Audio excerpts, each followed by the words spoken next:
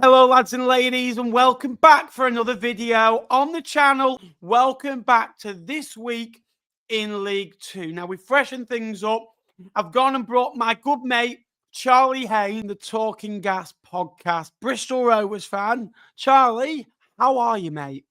Yeah, I'm very good, mate. I'm very good. Yeah, cheers for having me on. And I'm actually in quite a positive mood. Obviously, this year in League 2 has been good at the moment. Obviously, we've spoke a lot and had banter over the last few years of how bad we've been, but I'm actually quite happy at the moment. So yeah, it's good to be on talking all things League 2. If you're a fan of a League 2 football club, get subscribed, get liking down below. Let's see if we can hit 50 likes, because this series we're going to try and build it as the season goes on. But it was Grimsby who stole the show with a 7-1 victory against Cheltenham Town. I think the talking point was how bad Cheltenham were in this one. But I think before we get into Cheltenham, how good were Grimsby the other day, Charlie? You look at the start to the season, they've won 5 in the league. They've only lost 2. They've won some big games, especially at home and away from home. They went to the likes of MK Dons and won. This one against Cheltenham, a spectacular victory as well. It's been a solid start for Dave Artell's men, implementing what he did in the back end of last year.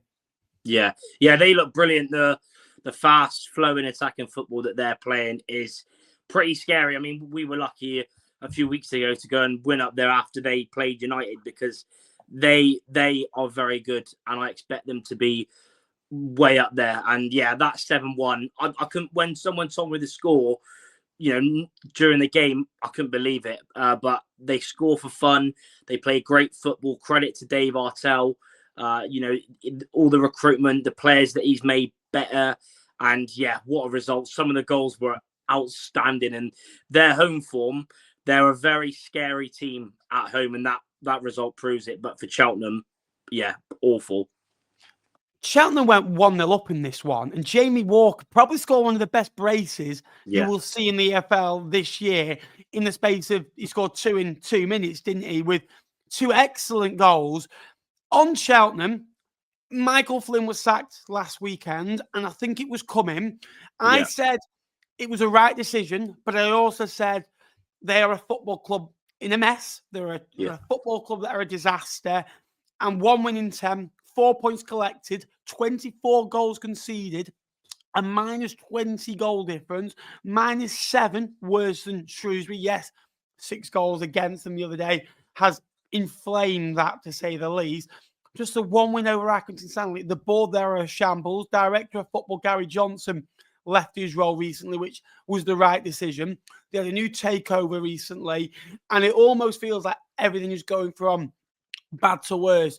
Aaron Downs came in, the Aussie, to try and steady things, and obviously 1-0 up.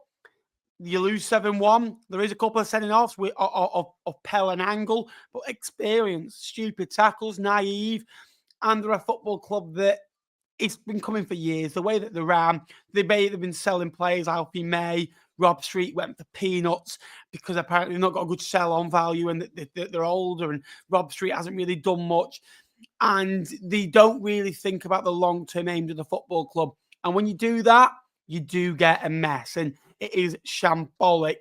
Yes, we're only a point adrift. Steve Cottrell looks like he's coming into the building, which is a steady appointment, but he can only work with the tools that he has. This isn't just now it's happening.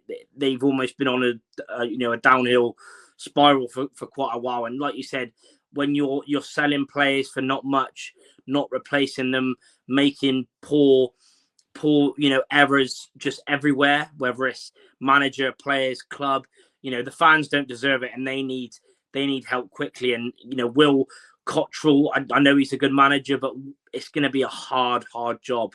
So yeah, it's not looking good for them at all. Swindon Town won their 4th out of 5 home games this year, 3 out of the last 4, and now are flying in the 4th tier. Their 7th victory of this season. Ollie Palmer and Aaron Drinaldo, as they're calling him in those parts. Ian Holloway building a good base there. 21 goals scored, only 13 against for an Ian Holloway side. They are going to be free-flowing attacking football. Lost to Salford last week. Every time they lose, they come back from it. And Ian Holloway came into the building just shy of a year ago. They were pretty much bottom of the Football League. Then after a couple of games, they were certainly bottom of the league, played Fleetwood and kickstart their kind of campaign under Ian Holloway. Really on talking periods with the fans at first, but he's made those issues with the owner a little bit sweeter, and things are going well for Swindon Town right now. A long way to go. Next up is Bristol Rovers, who got a great victory over Salford City. Had to do it the hard way, as Bristol Rovers always seem to do. Yeah. Salford were in great form before coming into this one, but a great comeback, a late penalty from Luke Southwood. How's that heart after Saturday, Charlie? Yeah, it's crazy. I mean, like you said, Rovers never do it the easy way. Yeah, it was crazy. Obviously, going into the game, we knew it was going to be tough. They'd scored 9 goals in the last 3 games. They were playing fantastic football, on good form. But yeah, first half, credit to Salford. They played well. I think with us, we lost a lot of aerial duels. We lost the midfield battle. Ashley, who I'm pretty sure that was his first league start of the season. Obviously, he got injured in pre-season. Him and Butcher, our former player Butcher, who scored that worldie as well, by the way. What a finish. They were dominating the midfield. And Haji Mingoya, who got sent off in the end, was also very good. And yeah, we just couldn't really get to grips. But yeah, second half, well, also saying that, we got the goal before halftime. Again, like Colchester away last week, we scored with our first shot on target. Ellis Harrison with a brilliant finish, Garbutt playing him on side. Second half, we went to a 4 at the back. Taylor Moore come off for no fault of his own, really. But we just looked a lot better in a 4. And yeah, second half, I thought we deserved it. We didn't have loads of chances, but we had main control of the game.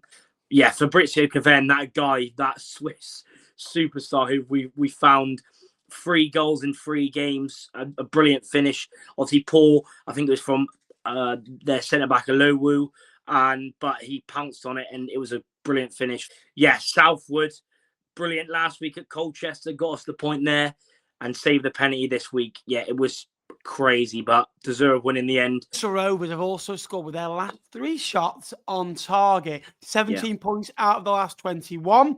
Only issue, I think, creating opportunities. I think eventually you might not score with the opportunities. You might need to create a little bit more. And you can see why Salford City are up there under Carl Robinson. He's a manager that will demand the very best. It's still been a very good start for the Ammies. They've had 19 points. They've lost 3 games. They've lost to Crewe at home. They've lost to Walsall away 1-0. And they've lost at Bristol Rovers. It's a hard place to go. It's an intimidating place to go. Walsall went to top of the 4th tier after 10 games, 7 wins, 1 draw, 2 defeats, 15 goals, 8 conceded, 3 goals, 3 points. Flint stealing the show as well, getting that goal from the corner. Presley and Adoma wrapping things up. Aki, look, they are strong at what they do. They dominated proceedings in terms of shots, but shots on target, they were equal. Possession, Aki actually dominated, but Walsall showing what they're about. They can stick in the shape, be resolute, hard to break down, and be very good in the final third. I think Aidan Flint had an experience to that side. They look a little bit better in key areas this year. Matt Sadler needs to get off to a good start. Well, he's done that just indeed, hasn't he? Because if he started the season with 3 defeats, he'd probably been booed out the football club. We're Walsall. We've been here before last year. We've been in here in League One, where they've had this points gap, and it hasn't quite worked out. So there's still a long way to go for them, 1 game at a time, but you must credit Matt Sadler and Walsall. Chesterfield, Charlie, I'm going to leave with your capable hands of a great victory against Newport, a 4-1 victory. For Chesterfield, they were fancied by many to win this league, and it may have been a bit of a slow start for them, but a slow start in Chesterfield picking up 18 points, being inside the top 7 and scoring 4 goals at home at the weekend. What have you made of the Sparite so far this year? Yeah, a really solid start. Obviously got a really good manager, a really good squad. I thought they would be up there. Yeah, they have had a couple of poor games.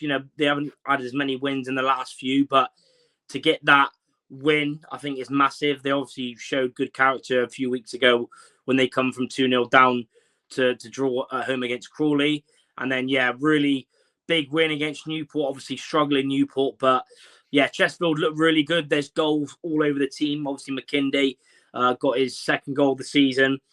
Grigg, proper Will Grigg finish. And they are looking good. And I think with a lot of teams, it's still really tight. Even if, teams have had dips or they've been on really good form, the league is still tight. But Chesterfield, good win. And I think they'll be up there, with their manager and their squad. Agree. Chesterfield hadn't won in 4 games before the weekend. It's just those draws at times can kill you and can turn a decent run into a bad run when you're drawing games of football. Difference for Newport County, 20 goals conceded now, 5 points on the board, just a 1 win in 10 for the Welsh outfit. 3-1 last weekend at Gillingham, 3-2 to Bristol Rovers, 2-0 at Cambridge, 2-1 to MK Dons, 1-0 against Salford. They did get a good victory away at Crawley on the second game of the season. They took 4 points actually from the first 2 games. What's followed is 1 point in 8.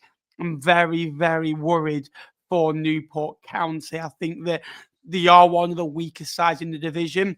And if I'm honest with you, yes, we're 10 games in and playing Saturday. It's hard to get into a rhythm. You can counteract those bottom 6 clubs in different regions. I think Colchester are slightly better and Aki had something about them, and Tranmere are just above that. You can see, especially the bottom 3, Newport, Shrewsbury and Cheltenham, they are the worst 3 sides in the division. Gillingham, 21 games unbeaten. They did an unbelievable ticketing promotion the other day to try and get supporters inside Priestfield to pack it out. 7,000, just over, inside the ground. But it was the 85 fans of Harrogate that went away smiling. Simon Weaver's men with the 1-0 victory. Gareth Ainsworth's run as Gillingham manager without defeat ends at Priestfield. Yeah. Fair play, Harrogate. Obviously, fair play to Gillingham as well. The run they've been on, it was always going to end at some point. But massive credit to Harrogate because they humbled us on the opening day with the exact same scoreline. And the exact same goal scorer as well. Duke McKenna, very, very good player. Like you said, his 4th goal. And yeah, credit to Harrogate. They were on a bit of a poor run, like you said, 4 without a win. But back-to-back wins, obviously beating Shrewsbury 2-0 last week and getting a fantastic win. There ain't going to be many sides that beat Gillingham away. So massive win for Harrogate. I'm sure Gillingham will get back on that train. Obviously, best wishes to Ainsworth in the, with his surgery as well. But yeah, credit Harrogate. Fantastic win. It is an absolute fantastic win, and I think that's why we all love the 4th tier. It's been a really good start for the Yorkshire outfit. Fleetwood Town had to come from behind against Danny Cowley's Colchester United. Fleetwood Town hit a bit of a bump in the road recently, losing narrowly on the road at both Notts County and then Cambridge in the early kickoff. But the points were shared in the middle of that against Walsall. Foundations are being built for Fleetwood to be hard to beat, but they've also been hard to watch in the last few weeks.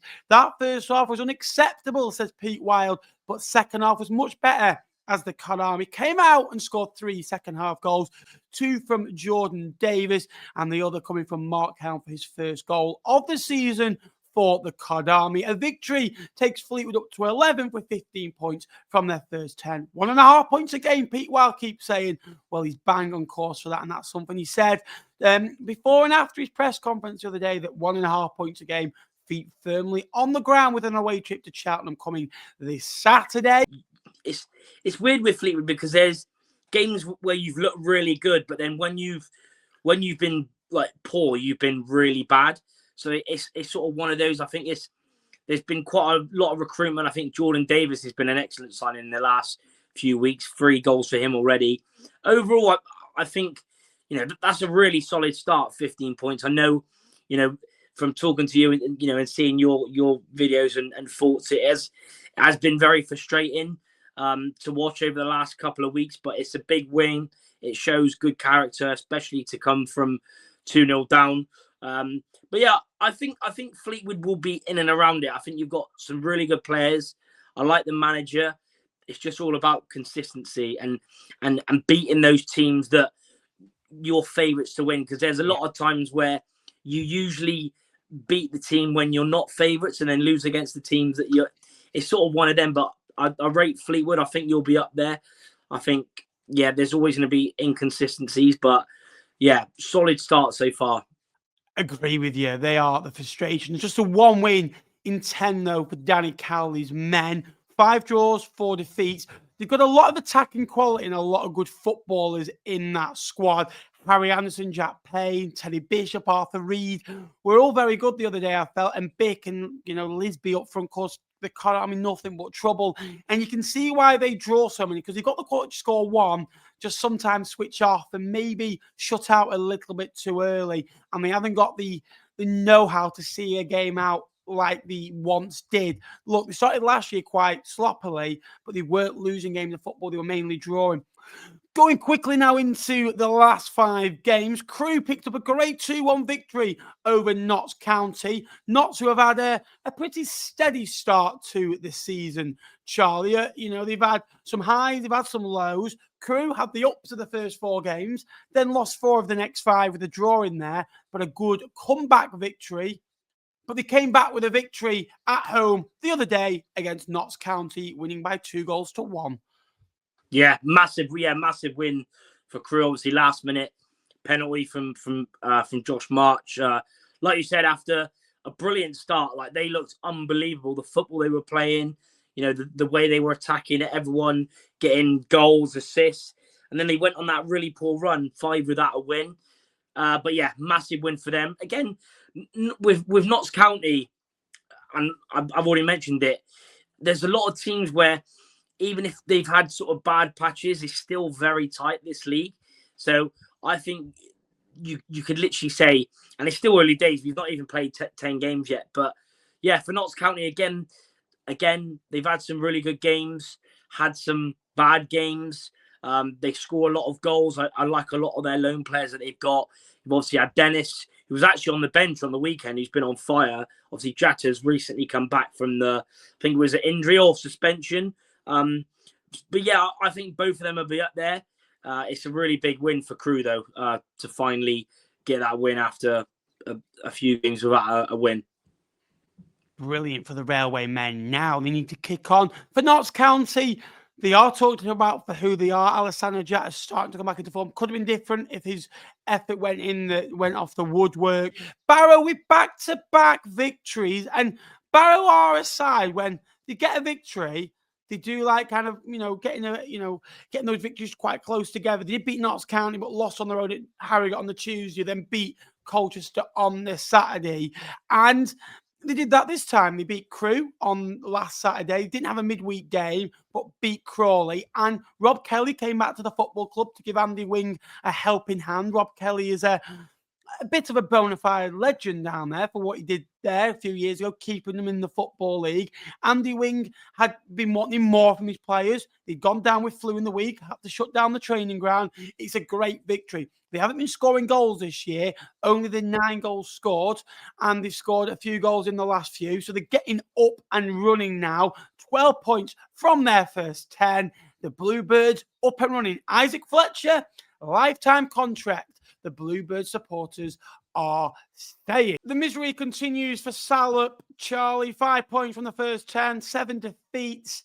Back to back. Is it likely? Shrewsbury 1, MK Dons 2. Yeah, they look pretty awful, to be honest. Conceding loads of goals, not really scoring many. They had that 1 win away at Barnet, where they thought, could they sort of go on a run or even win back-to-back games? But yeah, been awful. Second bottom, 1 win all season. Michael Appleton obviously has gone there. They made, which looked at the time, some very good signings at the back to keep them solid. But yeah, it's just been a shambles, really. And it was a big win for MK because after 5 games in all comps without a win, 4 in the league, it was really important that they got back to winning ways. And yeah, Hogan and Will Collar with the goals. Big win for them. Obviously had a bit of a sticky patch, but again, still very tight, even if they have had a few slip-ups. But for Shrewsbury, it could very well be back-to-back because they are looking awful. Michael Appleton came in, I think, in March. Is yet to win a league game at home in charge of Shrewsbury Town. 1 win against Chelsea's Academy in the EFL Cup. It was a much-needed victory, like you said, for MK Dons, who have been suffering a little bit. One thing I'll say on the Dons, they've only won 4 games this year. Shrewsbury, who are down there, Newport, who are down there, Cheltenham, who are down there, and Barrow, who are down there. They've won 4 games, all of which are in from 17th downwards, which for MK Dons, you need to start winning games of football against the better sides, and especially at home. What was the other game? I think we've done. It's just Oldham 1, Barnet 1, and I'll go for this. And the points were shared in Greater Manchester as Oldham Athletic and Barnet share the spoils. Oldham now 14 points collected. They've not been bad this year. They probably deserved a few more points than they have. The Gillingham, the Fleetwood and the Colchester game, I think they should have either drawn or won those games. If they drew, they should have won them, and if they lost them, should have drawn them at the bare minimum. For Barnet, they're starting to pick up points on the board, 14 points, very much like Oldham. Both of these sides came up last year, averaging 1.4 points a game. Coming into the Football League, they'd have taken that. Barnet lost the first 3. Since then, taken 14 points from the last 21. Oldham Athletic still unbeaten away from home, but now picking up the points at home. 10 points collected from the last 12 available. And Tranmere Rovers also picked up a point at home against relegated last season Cambridge.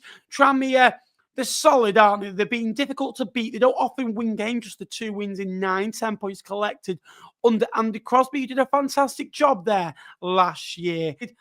I feel they should be on more. Cambridge a little bit. They've been very solid and they feel like they're a tough side to beat. So, Charlie, 10 games in, how would you assess it so far? Walsall, Swindon and Gillingham make up the top 3. Salford, Grimsby, Chesterfield and Bristol Rovers make up the bottom, make up the top 7. And then in the bottom 2, you've currently got Cheltenham and Shrewsbury, and then Newport and Crawley just above. How would you assess the first 10 games? Yeah, I mean, to be fair, if you look at the bottom sort of 3, all of them I had in my league predictions to do poor and literally be in that position. Yeah, Newport looked really poor.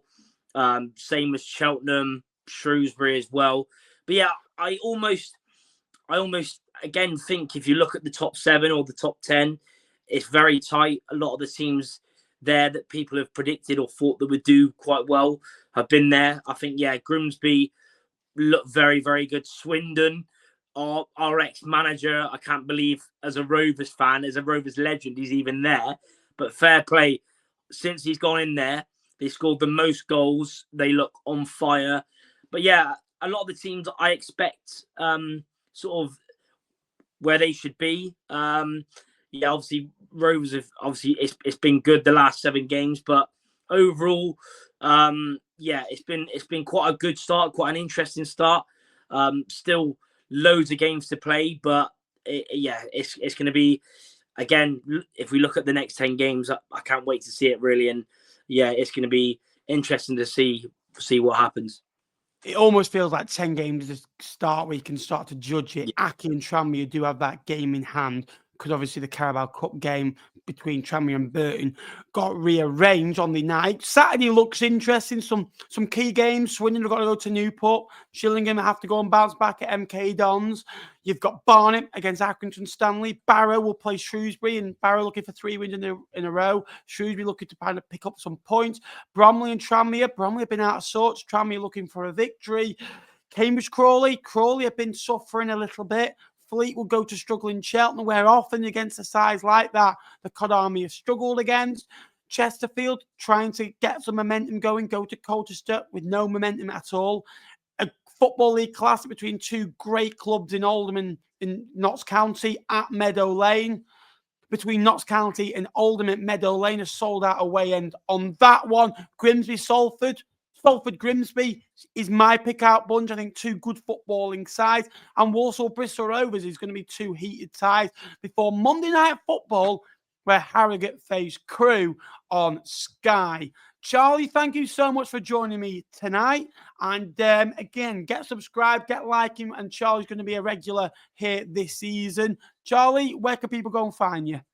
Yeah, Talking Gas Podcast on YouTube or Charlie_Hay96 on all socials. And yeah, absolute pleasure. Yeah, it was good to be on, mate. Thank you so much for watching.